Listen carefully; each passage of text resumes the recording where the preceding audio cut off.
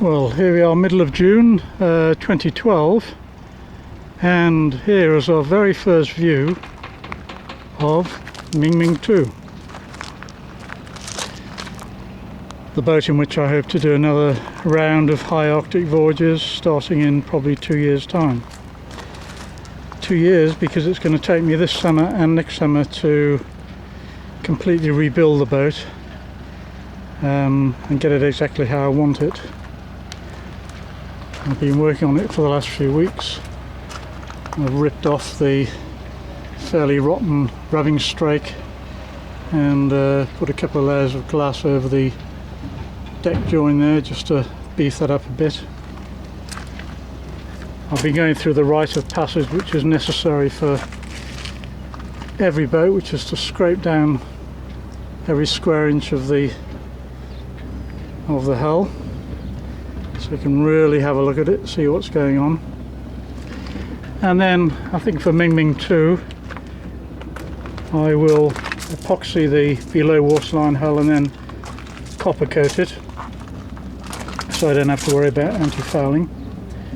Top sides will of course be repainted, not in that rather bland darkish blue. Come up here. Of course the Achilles 24 is a Bermudan rig boat, but I've already sold the rig, which has reduced the already small cost that I paid for it. Oh, there we are, and there is Mr.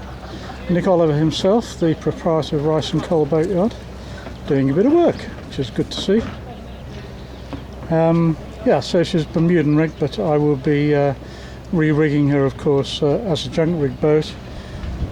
Already sold on the Bermudan rig, as I say. She's in a pretty bad state, which is exactly what I wanted, because the whole idea was to completely gut the boat inside and out, take it back to bare boat and start again. She's about 40 years old, so badly in need of it. As you can see here, I've taken off pretty much every single deck fitting and plugged every single hole. 20 plugs just for each genoa track. Pretty much every deck fitting was leaking in some way or another, either badly fitted or not rebedded for donkey's years. So the boat was leaking quite badly on the decks. Also around here the Achilles 24 has a main sheet arrangement, which is a square section which just goes straight through the deck and then is through bolted, which is a pretty crazy arrangement because it's certain to leak, and this one did. Also managed to crack some of the original hull here, so they've been all plugged and glassed over, so not a leak. So actually the boat is now pretty much bone dry. Even a week ago, whenever it rained, there would be about half a bucket of water would get in one way or another. But now, after a lot of hard and tedious work, there's absolutely nothing getting in. So she's dry from the outside, which is very important. As you can see, she's very much gutted inside. Whole of the port side furniture has been taken off. You can see actually right back to the transom there. I'll put half a watertight bulkhead in, and I'll do the other half down this port side next job. The after section of the boat, as with Mingming 1, will have a watertight bulkhead and be foam filled.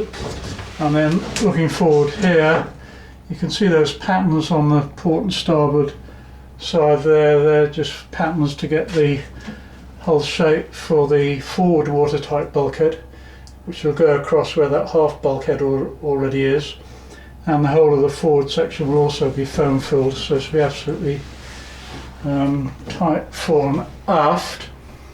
And then down here, just aft of that half bulkhead, will be where the mast will go through.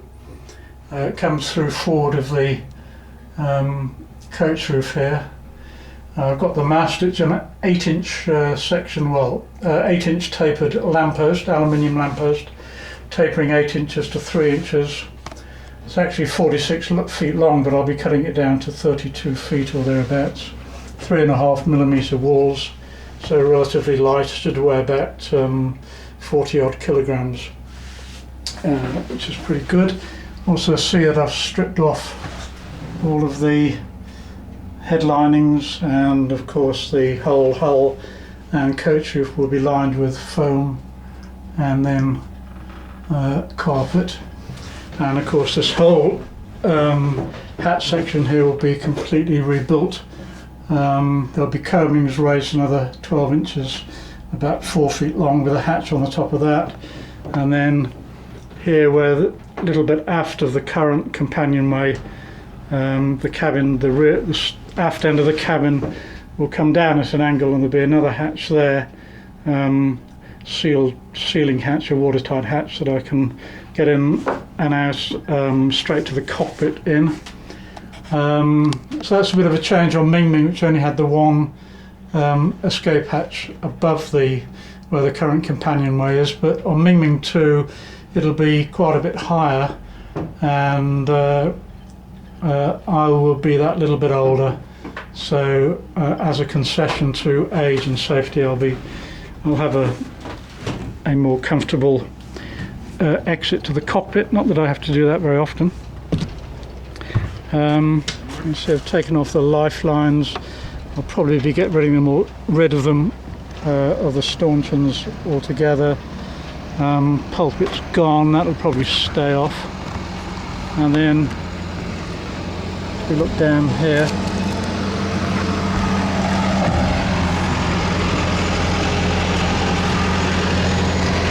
sorry about the tractor going past, but busy boatyard. Not really sure where they can see this, I can't see on the screen, but that circle is where the mast step will be, just forward of the coach roof, and this rather unseaman-like forward hatch will be completely sealed, and then there'll be a small escape hatch just put on the top of the cabin roof. You'll see also aft there that there are two cockpit lockers, and I'm afraid there's one thing I loathe on a good seagoing boat, it's cockpit lockers. So these will be, once I've finished all the work aft here, these will be sealed, closed off, and then the stowage for the Jordan series drogue will be made little compartments on top of each locker, so that can be launched straight away. Put a couple of winches here at the moment, but I'm not sure about them. They'll probably go. Can't really see any point having them, except possibly for there might be of some use retrieving this series drogue. So they might possibly keep the starboard one. So there we are. I've got another couple of months work to do on this summer, and then sporadic work over the winter, and then another 3 solid months next summer. And hopefully by that time we'll have something approaching a seagoing boat again. But I will try and make a regular update. So there we are, our very first view of Mingming 2.